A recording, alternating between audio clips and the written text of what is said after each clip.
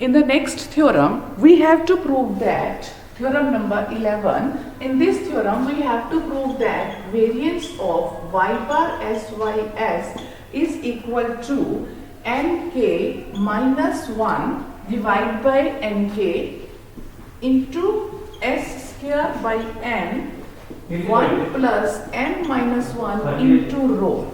Here the one term is in addition to this rho. ठीक है, ये रो क्या है? तो ये रो भी आपको अगर नहीं पता है, it is inter class correlation coefficient between the units of the same systematic samples. जो सिस्टमैटिक सैंपल्स के बीच में इंटर क्लास कोरिलेशन कोएफिशिएंट है, that is represented by this रो.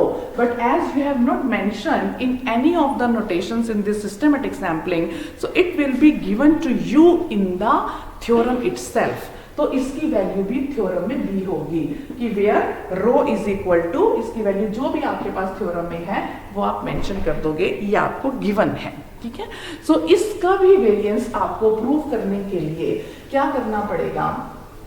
सबसे पहले आपको ये देखना है कि वेरिएंस क्या है. वेरिएंस क्या है? वेरिएंस ऑफ, आप यहां से स्टार्ट करेंगे इसका भी, कि variance of y bar sys is equal to 1 by k summation I going 1 to k y bar I dot minus y bar dot dot.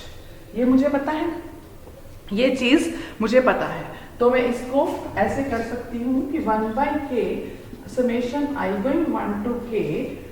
अब इसकी वैल्यू मैंने यहाँ पे रखी, means y bar I dot को मैंने खोला है, इस y bar I dot को. y bar I dot किसके बराबर होता है? 1 by n. y bar I dot किसके बराबर है? 1 by n summation j going 1 to n y I j minus y bar dot dot. ठीक है, इसको मैंने खोल दिया है ना, इसको मैंने यहां से खोल दिया, यानी कि इसकी वैल्यू मैंने इस y bar I dot को मैंने यहां से खोला है, y bar I dot को मैंने यहां से खोल दिया है. अब आप इसको अगर लेकर जाते हो कि आपके पास, आपको ये भी पता है, एक चीज आपने यहाँ पे पुट करनी है, बिकॉज यू नो दैट कि summation j going 1 to n y bar dot dot is equal to n into y bar dot dot, है ना, ये चीज आपको पता है. तो यहाँ पे आप पुट कर दो, n को पुट कर दो, ये समेशन अंदर ले जाने से. ठीक है, आप समेशन अंदर लेके जाते हो तो it will be your 1 by n summation I going 1 to k 1 by n summation j going 1 to n y I j minus 1 by n into summation j going 1 to n y bar dot dot. ठीक है, अब आपने अगर इसको put कर दिया है और इस 1 by n को आप बाहर ले आते हो, it will be your 1 by n square. इसको बाहर ले जाओगे तो it will be n square into variance of y bar sys is equal to, आपके पास क्या बच जाएगा इधर, summation I going 1 to k अंदर, फिर summation j going 1 to n, और आपके पास आ गया y I j minus y bar dot dot का होल स्क्वायर. ये स्क्वायर रह गया ना बाहर, ये स्क्वायर यहाँ भी था और ये स्क्वायर यहाँ भी था. ठीक है, अब आपने इस स्क्वायर को फिर वैसे ही खोल लेना है जैसे पहले खोला था. ठीक है, इसमें एक प्लस और एक माइनस कर देंगे, दोनों को a प्लस बी का फार्मूला लगा के कोवेरियंस टर्म्स वैनिश हो जाएंगी.